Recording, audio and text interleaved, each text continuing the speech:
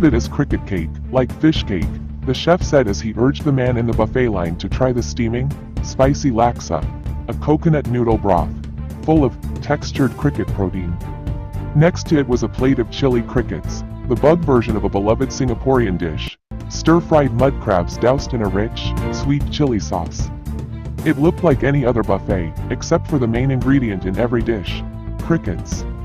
The line included a woman who gingerly scooped stir-fried Korean glass noodles topped with minced crickets onto her plate, and a man who wouldn't stop grilling the young chef. You would have expected the diners to snap up the feast. After all, they were among more than 600 scientists, entrepreneurs and environmentalists from around the world who had descended on Singapore as part of a mission to make insects delicious. The name of the conference said it all, insects to feed the world. And yet more of them were drawn to the buffet next to the insect-laden spread. It was the usual fare, some would have argued. Wild-caught barramundi infused with lemongrass and lime, grilled sirloin steak with onion marmalade, a coconut vegetable curry. Some 2 billion people, about a quarter of the world's population, already eat insects as part of their everyday diet, according to the United Nations. More people should join them, according to a growing tribe of bug advocates who champion insects as a healthy and green choice. But is the prospect of saving the planet enough to get people to sample their top creepy crawlies?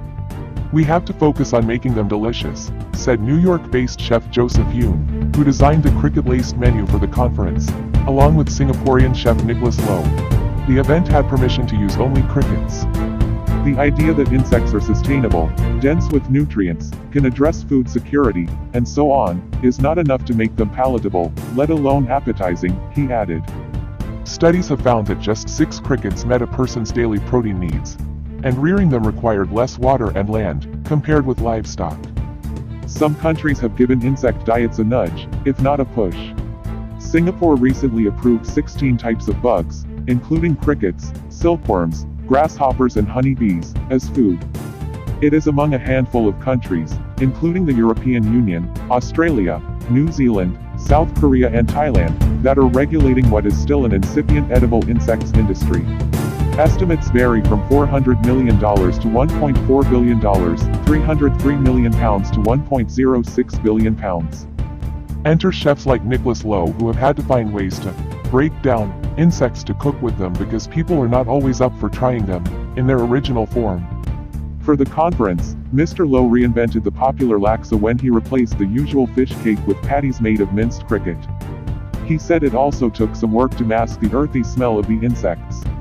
Dishes with strong flavors, like laksa, were ideal because the delights of the original recipe distracted people from the crushed bugs. Mr. Low said crickets left little room for him to experiment, usually deep-fried for a satisfying crunch, or ground to a fine powder. They were unlike meats, which made for versatile cooking, from braises to barbecue. He could not imagine cooking with crickets every day. I'm more likely to cook it as a special dish that is part of a larger menu. Since Singapore approved cooking with bugs, some restaurants have been trying their hand at it. A seafood spot has taken to sprinkling crickets on their satay and squid ink pastas, or serving them on the side of a fish head curry. Of course there are others who have been more committed to the challenge. Tokyo-based Takeo Cafe has been serving customers insects for the past 10 years. The menu includes a salad with twin Madagascar hissing cockroaches nestling on a bed of leaves and cherry tomatoes, a generous scoop of ice cream with 3 tiny grasshoppers perched on it, and even a cocktail with spirits made from silkworm poo. What's most important is the customer's curiosity, said Saki Shinjiro, Takeo's chief sustainability officer. What about the environment? Customers are not concerned so much, he said.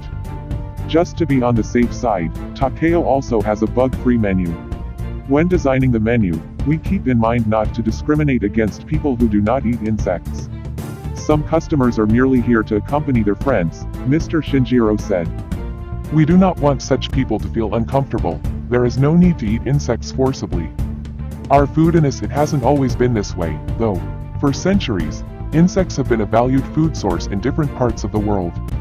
In Japan, grasshoppers, silkworms, and wasps were traditionally eaten in landlocked areas where meat and fish were scarce.